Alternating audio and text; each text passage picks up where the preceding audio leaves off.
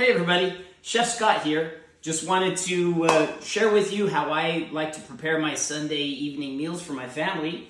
So tonight we're going to go ahead and prepare a lemon rosemary salmon with some French style mashed potatoes and some steamed baby carrots. So some of the things that you're going to need in order to make this meal yourself, obviously you're going to need some salmon. So I got a 2.5-3 pound filet from the grocery store. I have about 2 pounds of russet potatoes. I have a pound of baby carrots. We have 8 tablespoons of butter, an onion, lemon, a sprig of rosemary, and then we also have some heavy whipping cream, some olive oil, black pepper, parsley, and some Himalayan salt. Some of the tools that you're going to need, you're going to need a steamer basket, so that way we can properly steam our baby carrots. You'll need a cooking sheet to place the salmon, a cutting board. You're going to want a strainer for the potatoes later on, and a nice knife to cut your potatoes with, and a vegetable peeler. You're also going to need a saucepan, so that way you can brown the onions, so that way they don't taste all yucky for the meal. And then you're going to want a nice pot, so that way we can actually simmer the potatoes when we're preparing them. And then an extra bonus tool that you may need is a digital meat thermometer. So without further delay, we're going to go ahead and get started on the potatoes. Hey everybody, so we're going to go ahead and get started on the potatoes. Well, you don't want to boil potatoes with the skins on, so let's just go ahead and magic these skins away. Bam! Hey, look at that! Just like that, it's magic. All right, so now we need to slice these up. We're not going to do all of them right now. I'm just going to show you one. So the size of how you portion these potatoes is important based on what we're doing. We're going to be cooking them very low and slow because instead of water as our base, we're going to be using heavy whipping cream. And you don't want to cook that at a high temperature, so that's why we need to make sure our pieces are as small as possible. So you're going to very carefully cut this in half. And kids, if you're making this at home, make sure you're doing it with the supervision of an adult, so that way we can always be safe. Then we want to cut these things into thirds, just like this, keeping your finger away from the sharp part of the blade. And then we're just going to let the blade do the work. And we're going to cut them into about 3/4 inch sizes, just like this. So that way you get nice, small pieces, just like that. All right, and with the power of magic, we're going to go ahead and do the rest of them. And pow! Wow, look at that. They're done. Well, you didn't say start. Anyhow, so these are all nice and perfectly cut and magically rinsed off as well. So now we're going to go ahead and transfer them into the pot and get ready to start cooking them low and slow. And boom. Whoa, where'd this come from? This is awesome. So check it out. So here's what you want the pot to look like. You want them nice and evenly distributed on the bottom. And now you're going to take your heavy whipping cream and you're just going to pour it in there. And so ideally you want only just a few tips of the potatoes showing. So you don't even need to use this whole quart of whipping cream unless you're doing a lot of potatoes. But in this instance, we'll just go ahead and pour almost all of it, just like that, and that's exactly what you're looking for. From here, we're going to go ahead and transfer it to the stove, get it lit up, and then we're going to go for a low temperature. So for our stove, it goes from low to 7. In this case, we're going to stick it right around 2. And then we're going to go ahead and stick 4 tablespoons of butter in here, just like this. And then cover it up. And then we're going to go ahead and move on and start preparing our salmon. All right, welcome back, everybody. So we need to go ahead and dice up our onion. We're going to use this onion to help zhuzh it up a little bit, add a little extra flavor to the salmon. But before we add the onion to the salmon, we need to cut it up properly and we need to brown the onion. So a little tip for everybody when you're going and cutting your onions, don't cut off the root of the onion. When you cut off the root of the onion, that's when you start crying a whole bunch because that's when most of the sulfuric acids get released into the air, and then that's what really causes you to start crying all sorts. So we're gonna have to cut it a little bit, but we're not cutting off the root all the way. So we're gonna carefully cut this in half. We're gonna go ahead and set half of it aside because we're not using the whole thing. And then we're gonna go ahead and make a lot of thin vertical slices in the onion, being very careful to avoid cutting our fingers. And we're gonna hold it together almost like we're squeezing a tennis ball. So we'll go ahead and make these cuts. And again, if you have a good knife, you can just let the knife do the work instead of really forcing it in there. So once you have your cuts, there's a couple schools of thought, but you can just make one diagonal cut like this, so that way you can get extra dicing going on, and then you're gonna squeeze this onion together nice and hard, and then you're just gonna cut. And it'll be an easier, quicker way to dice these onions. And then you'll have some nice, finely chopped onions. And then once you have very little room, you just rotate it on the side like this, and then boom, let it do the work. So, future tip, when you're doing your onions, you can do it a lot quicker. And look at this, no tears. So, that's how you do the onions. Now we're gonna go ahead and get ready to brown it. All right, so I went ahead and activated this burner right here, and so we're gonna go ahead and put everything on a medium heat. I have 2 tablespoons of butter in here that's nearly melted. The reason that we go with medium heat is you don't wanna scorch your butter. If you scorch your butter, you're gonna basically brown it, and then that's gonna change the flavor profile a little bit, which isn't a bad thing, it just depends on what you're going for. And then we're just gonna go ahead and slide these onions in here. And we're only gonna really need to do these for 3 or 4 minutes, and we're just looking for a nice browning on the onions. So I'm gonna go ahead and mix this up real quick, and you see basically how light they are right now, and I'm gonna make sure to pay close attention to this, and then we'll go ahead and come back to this in about 3 or 4 minutes. All right, so while we're waiting for the onions to caramelize, we're gonna go ahead and prepare this fresh sprig of rosemary, and it's a lemon, not much to it. You're just gonna cut this sucker in half, making sure to be careful with your fingers. And there you go, our lemon's ready. Now, let's go ahead and prepare this rosemary. Bam! Hey, and real quick, while we're preparing this rosemary, a quick tip, when you're doing small herbs and stuff like that, it's better to have a straight blade rather than a serrated blade, so that way you can more easily go about cutting it. But you're just gonna let the knife do a gentle rocking motion. Again, letting it do the work. You're not trying to cut through this board, just through some herbs. So, that's that. All right, so our onions are almost browned exactly how we want them. So, real quick, you can see the color right there. You can see the butter's nice and hot and simmering. So we're just gonna stir it up a little bit. Probably needs about another minute and a half. But the reason that you caramelize the onions is to get rid of the bitterness of the sulfur while maintaining the sweetness of the onion, which is why they call it caramelizing. Well, that's probably one of the reasons. I'm sure there's more than just that. And while we were in the middle of time traveling to this point, I went ahead and preheated the oven to 300 degrees. Most of the times people want to preheat it to 350, but I want to be able to have my salmon marinate with the butter and the various herbs and seasonings a little longer, so I'm going to cook it a little bit more slowly, which is why we're going to use a meat thermometer to track the internal temperature of the salmon. So when we get to that point, we'll start you off then. Okay, so now we're going to go ahead and start preparing our salmon. So the first thing, you want to make sure that your salmon gets a little bit closer to room temperature, which is why I've had it out for about 15 or 20 minutes now. And I'm going to go ahead and lightly coat the salmon with the olive oil. And the reason for this is to prevent the skin from sticking to the aluminum foil when we start baking it in the oven.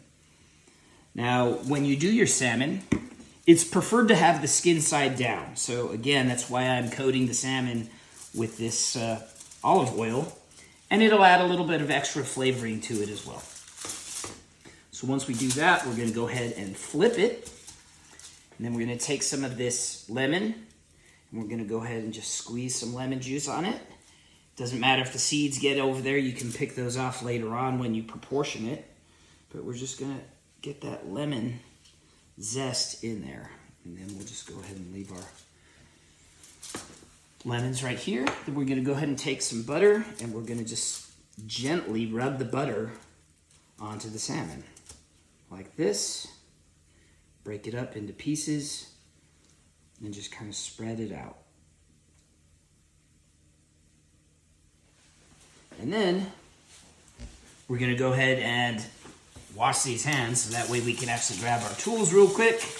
And then we're gonna spread our finely chopped rosemary and just put it all over our salmon.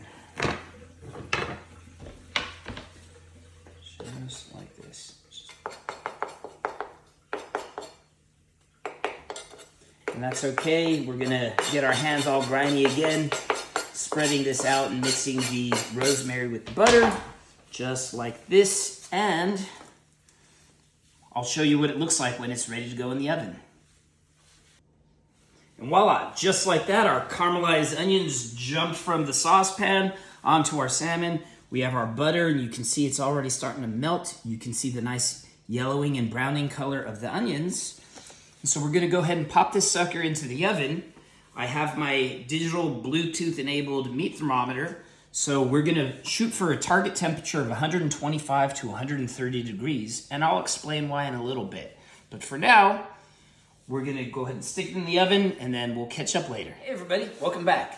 All right, so real quick, let's just catch up with what we've done because we got some extra stuff going on here.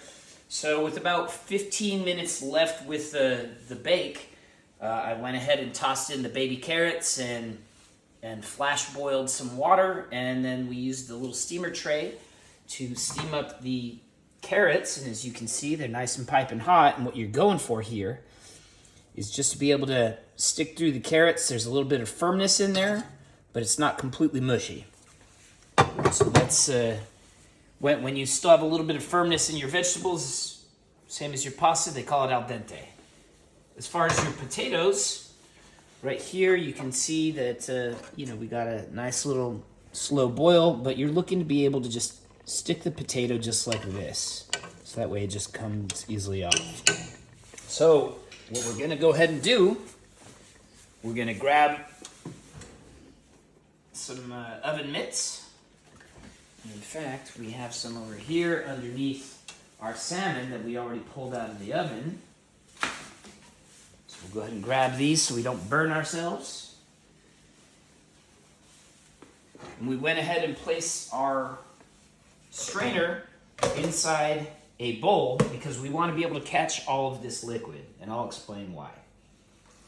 So we're going to go ahead and drain and make sure that you point it away from you, because as you can see all this steam coming up, you're going to give yourself an unwanted facial, and it's going to hurt a lot if you dump it towards you. So always dump it away from your face just to keep it nice and pretty. All right, and then we're going to go ahead and take the potatoes, put them back in the same pot, and then we're actually going to transfer a good portion of this liquid back into the potatoes. Not all of it, but some of it, and I'll explain. So, most people, when they do their mashed potatoes, they just boil them in water, and then they'll add in some whole milk and some butter afterwards to add some flavoring to it. But because we slow boiled them in the milk and butter directly, all of the potatoes and the starch and everything combined with the cream. So we can just mash it all nice together, and that's how you get it extra creamy. So I'm going to go ahead and continue doing this, and we'll catch up in a second.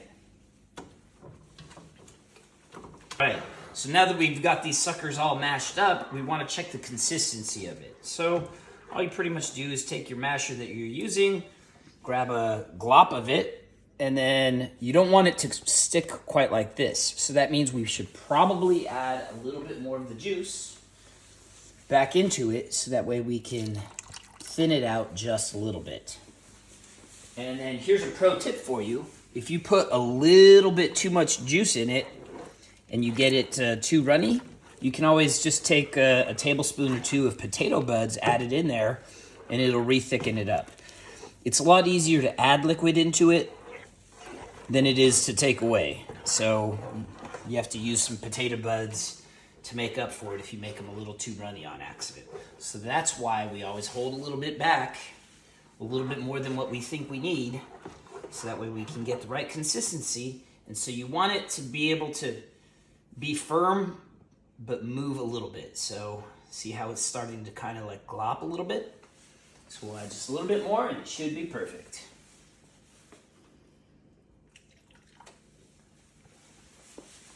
All right.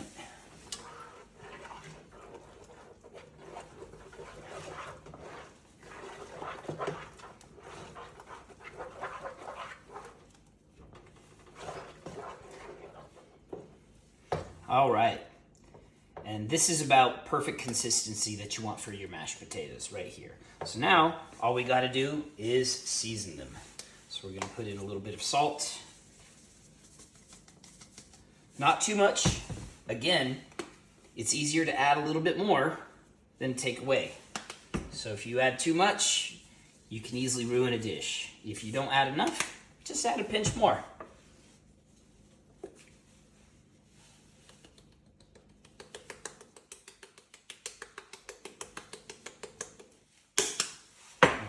And then we will go ahead and mix it up. And I'm wearing my glove because this handle is still pretty hot and I don't want to burn myself.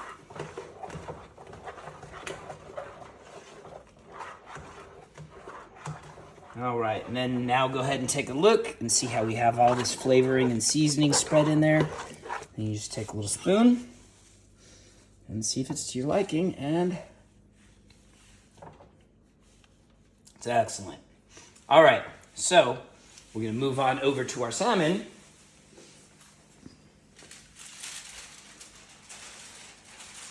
We have this nice, beautiful fillet of salmon.